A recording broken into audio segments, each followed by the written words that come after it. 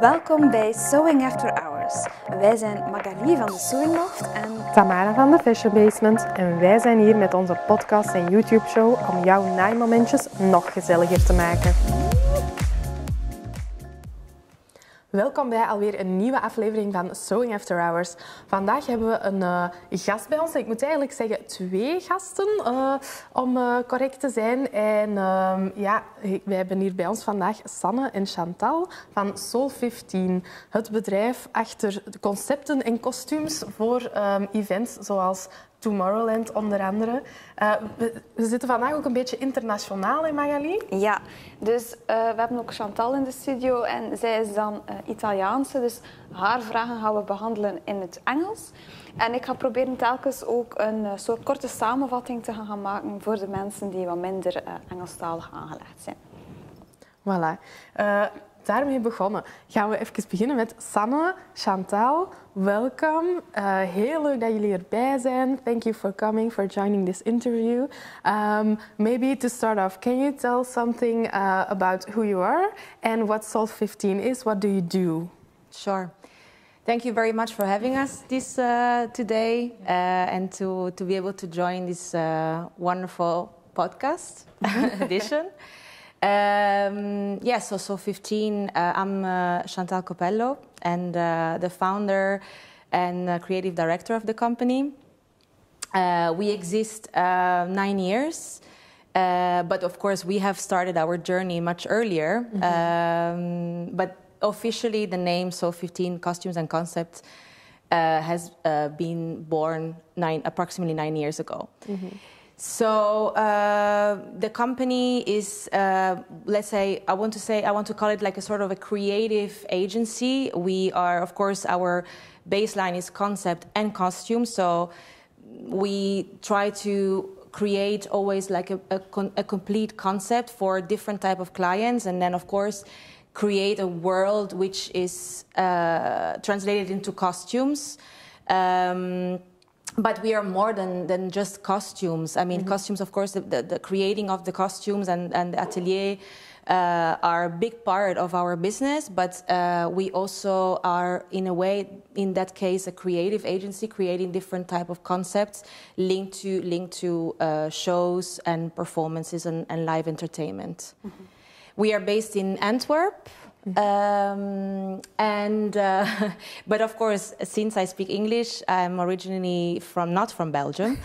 I'm Italian, from Rome, and traveled to Belgium almost 20 years ago, so that's too long already.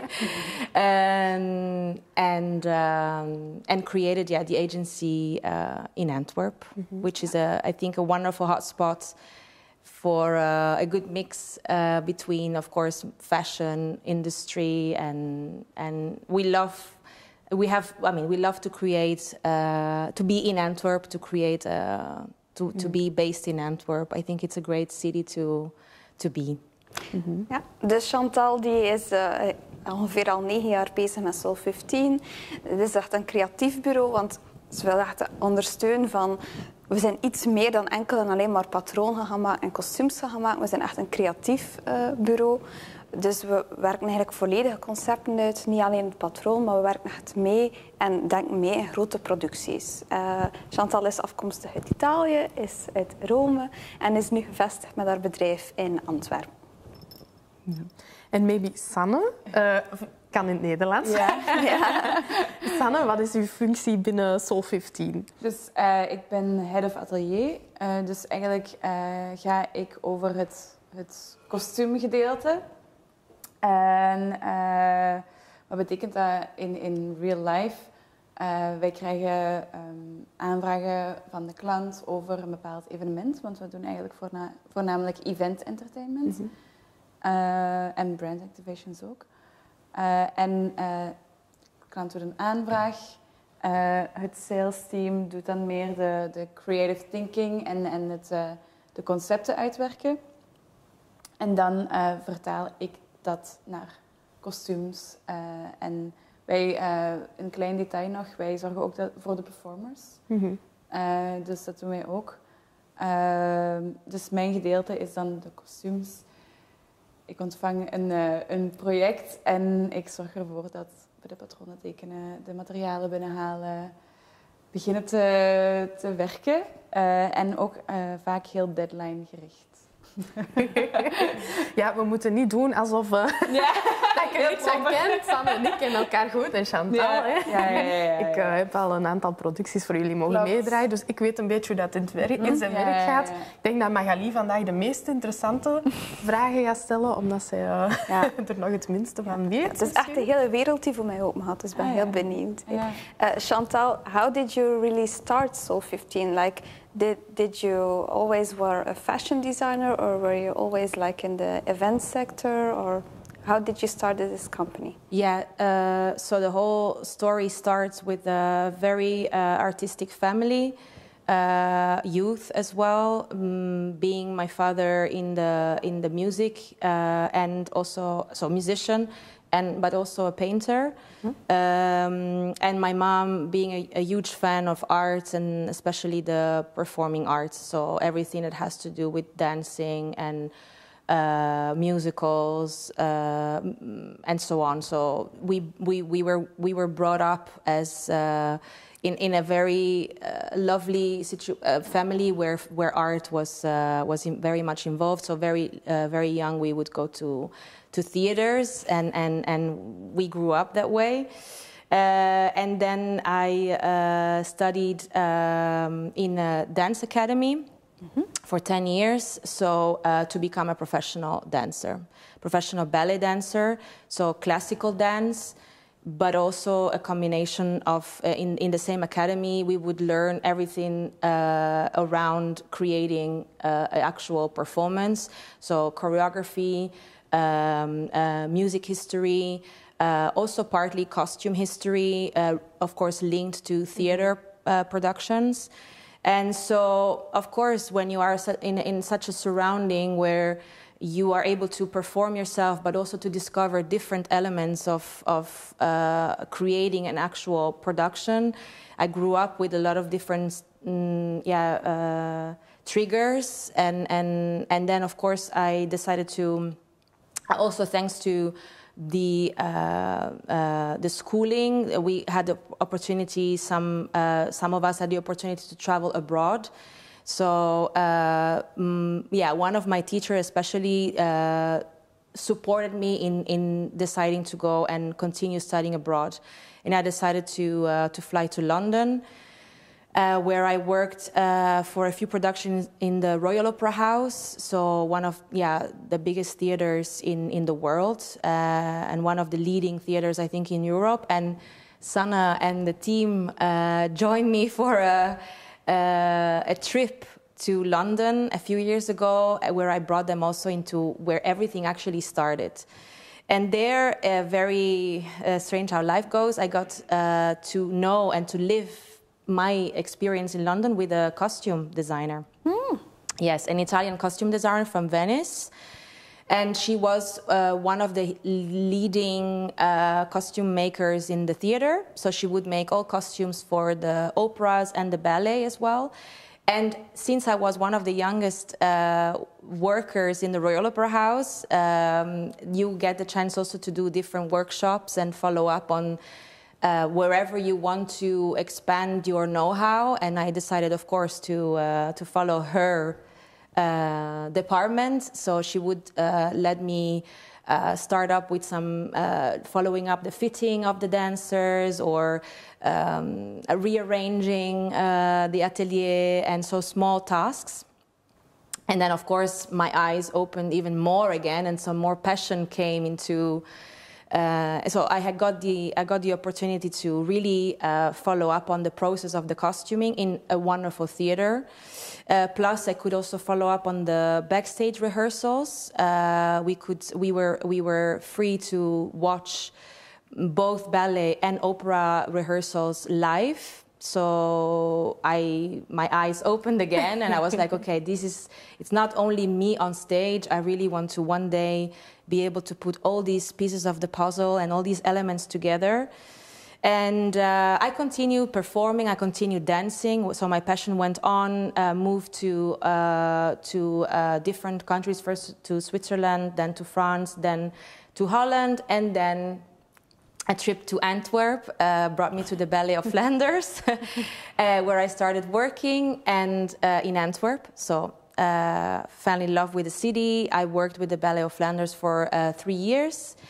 And there again, I got to know somehow a way to create already my own small productions with a choreographer who was house choreographer in the Ballet of Flanders. And so the stage, of course, was my place, but somehow in some ways, situations brought me always a bit off stage or backstage, or to create my own ideas, my own creations. And so slowly the passion became reality, where I really started to create small happenings and small acts for first event entertainment. And then got to know the creative team of Tomorrowland, or at least Tomorrowland was at the very beginning phase of their evolution. And we're looking for creating a really clear world of dancers and performers. They wanted to really bring more the live performances into the festival. And it was a very beginning phase, and it was a perfect moment to bring in a bit of my own vision and help them, support them to not only pick artists from other agencies, let's say, because that's what they did at the very beginning. They had like performances on site, but they were not one with the festival. They were random, picked by different existing agencies. And then I thought, well, actually, that would be a great moment to really create also the live entertainment on the festival as a unique world that it's connected to the identity of Tomorrowland. And that's how I also started to, of course, integrate. And then, of course, Sanne was already in my life. And we started together the very beginning at Tomorrowland with the first creation of the first creatures, the first characters. And then somehow, of course, through the years, we got the opportunity to develop our ideas really as one with the brains, of course, the creative brains of the festival. And we started really working on a festival entertainment. So that's also one of our highlights, of course, of the company. And I continued working for also with other agencies and other production houses who needed our support on everything that has to do with creating a small performance. So actually, from where I come from and everything that comes from, I mean, the history and going into what we do today, I see like a really clear fil rouge somehow of me discovering all the different pieces of how to create a performance, and the costuming was a really also big part of it. And I'm not schooled in fashion design or costume creation, but fashion is one of my big passions, I would say, and also looking at how the costumes were made in theater, it's something unique. And I always wanted to link the costuming with the more performance part of what we do. So the two worlds came together very organically and naturally. And it's, for me, as if it's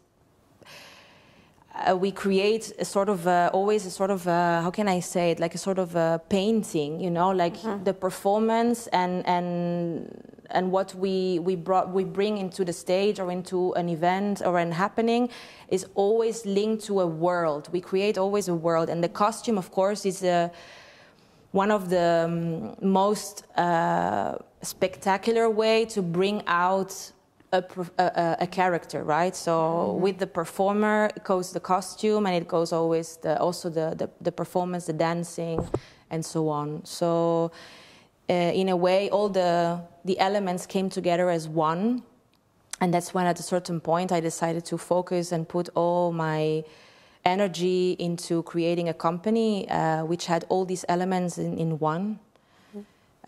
So that's a bit the story.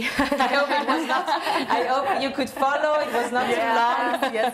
It's an amazing career. How everything, all the pieces of the puzzle, just fell together. And I do think, and I have to say this, that you are Soul15 is kind of leading, founding father like company of how more companies today try to get foot on the ground, but I do think you are like one of the first who have this complete, total package view on everything, costume, concept, everything together. Mm-hmm.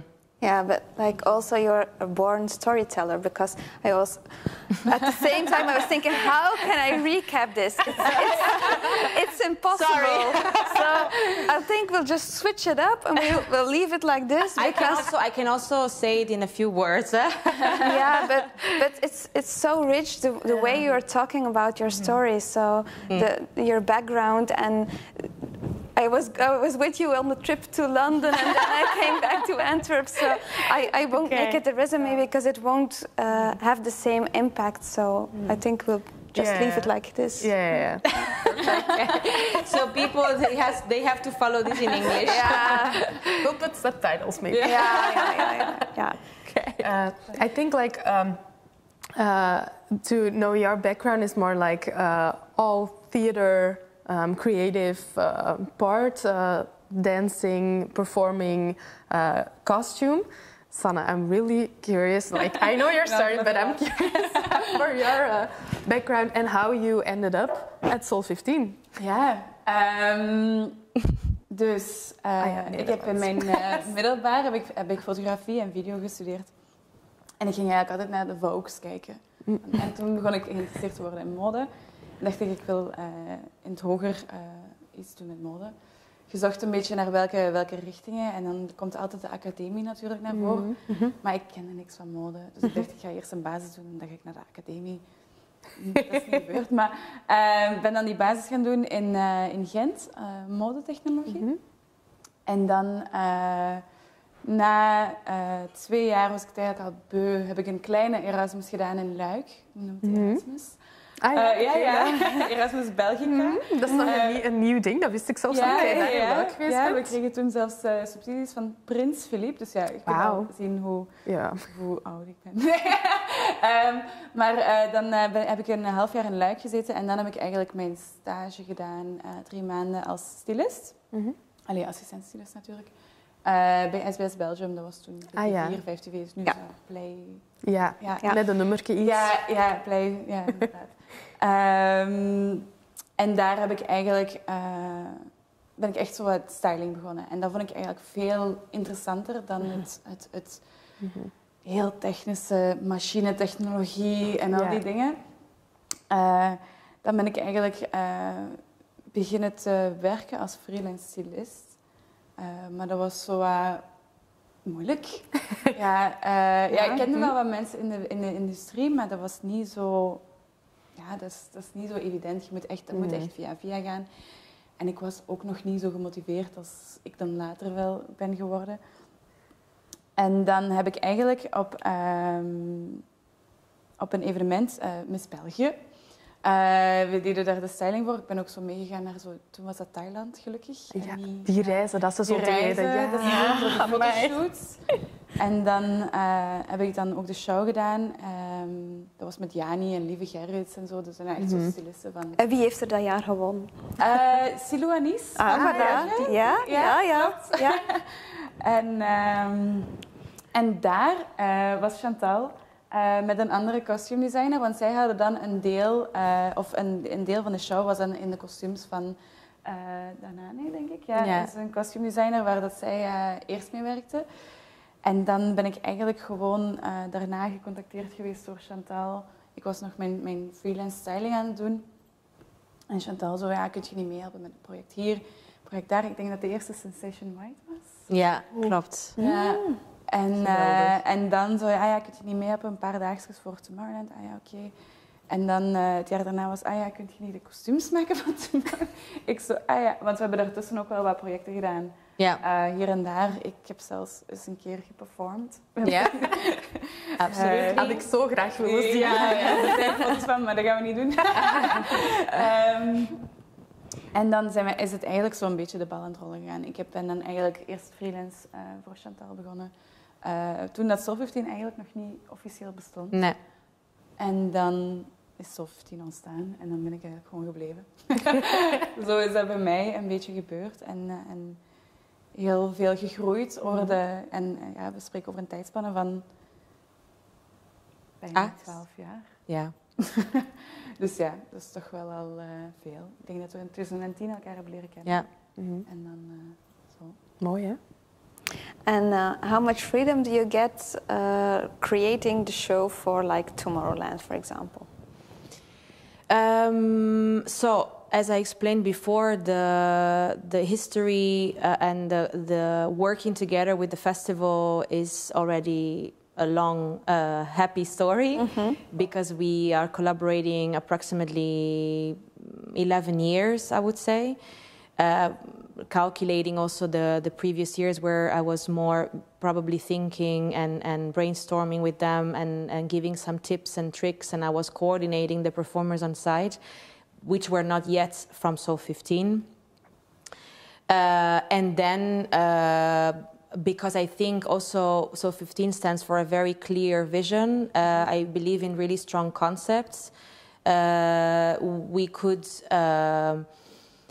give our input, of course, and bring our know-how and our style into helping the festival create iconic characters.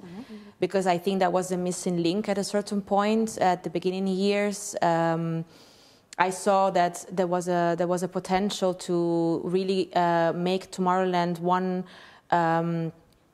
world, one concept indeed, and I thought at the beginning that the characters were totally disconnected from what they wanted to achieve.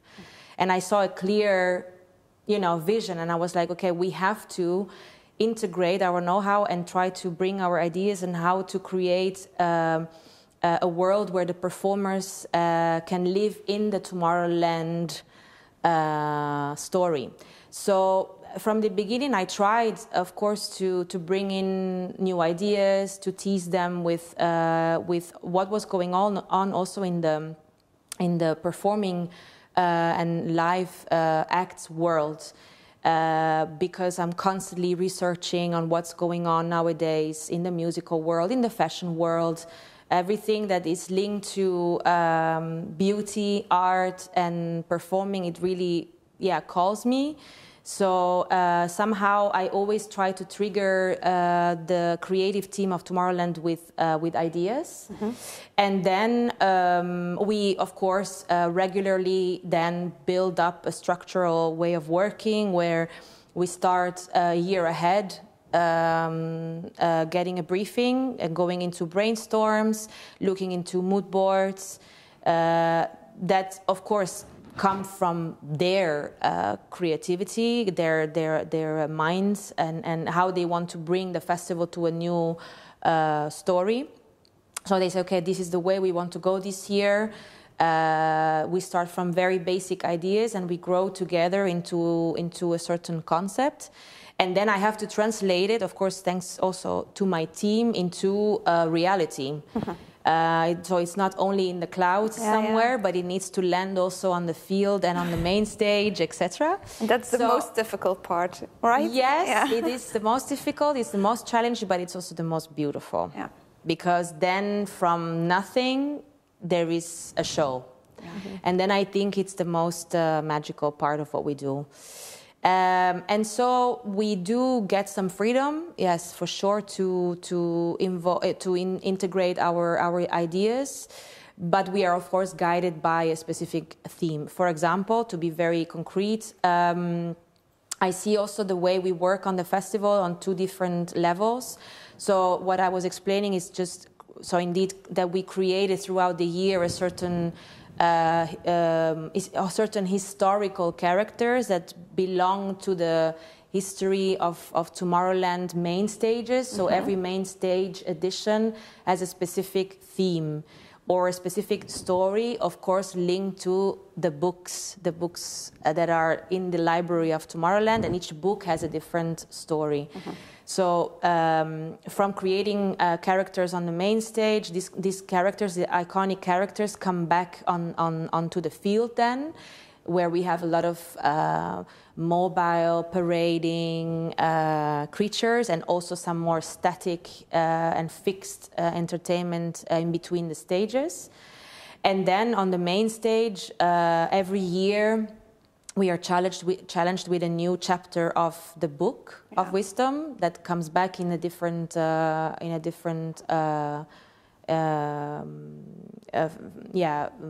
phase, let's say. So then on the main stage we have the chance to be every year much more creative in supporting with costuming, and also with actually making the production, making the show. So we do book the performers ourselves as well. So we have a very large portfolio of artists that we cast regularly every year to find new talents in Belgium, but also abroad. And we cast them very, very well, specifically on their skills. But we also let them grow, because I think I found a few raw jewels in these years that had the opportunity to grow also in their career, also thanks to being booked on Tomorrowland several years in a row. And so we coach the performers, we create the choreography as well. Most of the times I think about the steps or about the first draft of how performers should move on stage.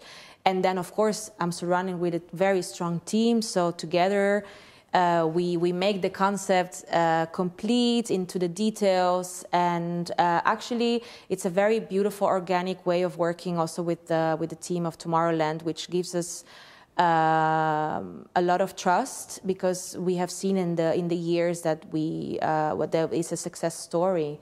So yes. That's a bit. That's a bit it. Tell me, stop me. You have to say stop.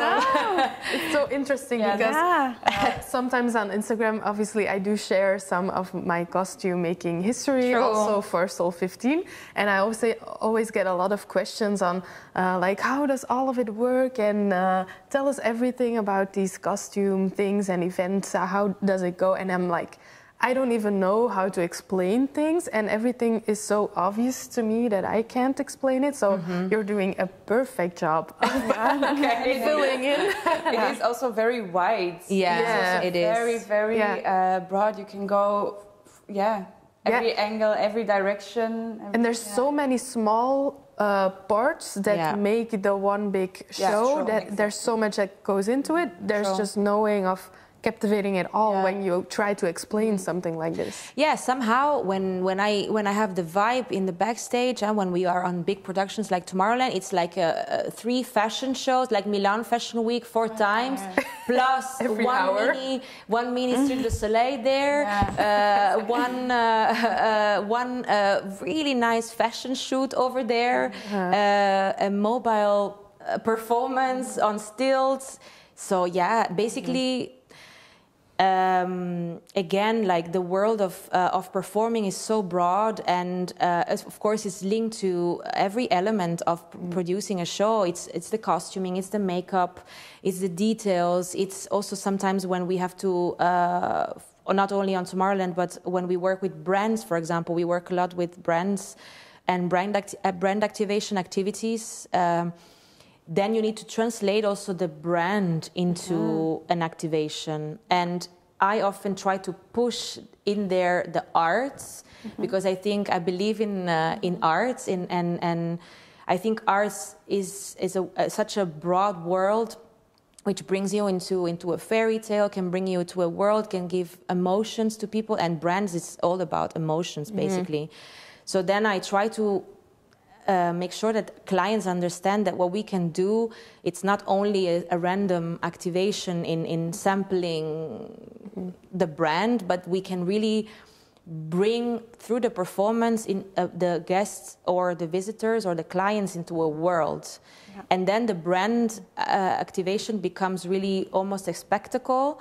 and the audience is so attracted by that it kind of makes sense, and it also will bring the brand to a higher level. And bring the emotion connected to the brand really to life. Indeed, indeed. So indeed, Soul15, it's a very beautiful palette of colors and different angles that in a way brings the art world, the fashion world into different smaller and bigger productions, basically.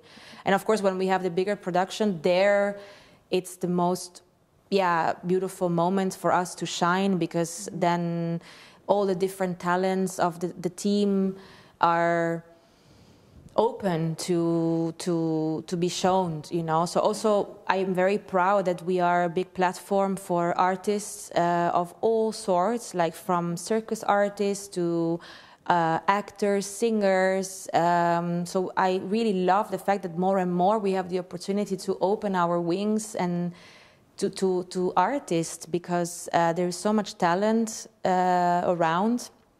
And on big festivals and big productions like that, we have the opportunity to really let them shine.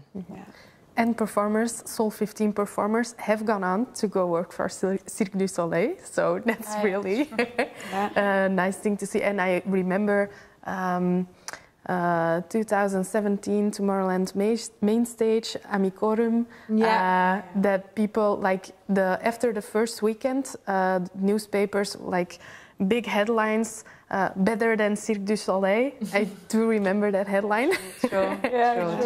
It was, I think, the emotion and the storytelling you try to achieve, it definitely works, because everyone, you can see the crowd go wild and like look at the show totally mesmerized of everything that's going on. Yeah, I think that edition indeed was one of the most exciting and iconic as well. It took everything to the next level, I think. Yeah, indeed. And that's the point I was waiting for a few years. I was like, I hope that one day every seed we planted and every meeting and brainstorm we had, that, because I mean, it's still, not still, but I mean, it is nowadays one of the biggest music festivals in the world, if not the biggest this edition. Longest. Indeed. But the anticipation is really high. But we have to, I mean, I feel also a little bit Belgian as well nowadays, although the language is not there yet. But us have to be so proud of this festival, because it's not obvious that such a company decides to support also the performing part so much. Yeah, it's really nice. I mean, we can do a lot actually in these things. Yeah, and normally if you would go to a electronic dance music festival, you would listen to great DJs and there would be a wonderful atmosphere, festival vibes, but Tomorrowland always wanted to bring that new level of experiencing a festival, and they all kind of from the beginning wanted to support that, and I'm really proud of that they want to do that, they want to invest in that, and they see the potential, and they still do so. So it's quite unusual and very beautiful that they want to do that, because they know that it's not only about music, but it's about experiencing a total world. And also, like, whoever have imagined that David Guetta would be surrounded by, live artists and it's actually 20 meters up the sky. Yeah, it's actually like Cirque du Soleil started 30 years ago or more with reinventing circus. They reinvented the music festival world into a new level, actually. Yeah. Bedankt om te kijken of te luisteren naar deel 1 van ons interview met Chantal en Sanne van Soul15. In deel 2 gaan we nog dieper in op alles kostuum gerelateerd. Dus ben jij geïnteresseerd in hoe je in godsnaam start aan de ontwerpen voor kostuums van Tomorrowland, hoe alles gemaakt wordt, hoeveel personen eraan meewerken aan zo'n productie? Luister of kijk dan zeker ook naar deel 2.